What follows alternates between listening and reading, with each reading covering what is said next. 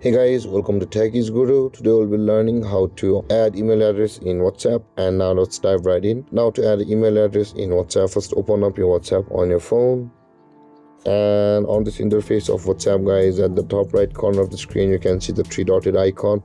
Tap on it and tap on the settings on this drop down menu. Whereas on this interface again, tap on the account option just above the privacy. And over here you can see the email address option available for us just below the passkeys. Tap on it, and from over here, in order to proceed, you can see the add email option available for us at the bottom of the screen. Tap on add email, and over here enter your email address, whichever may it be.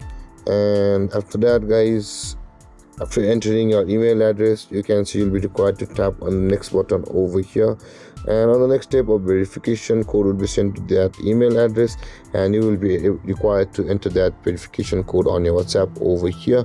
And with that being done guys, your email will be added on your WhatsApp. And guys, this is how to add email address on WhatsApp.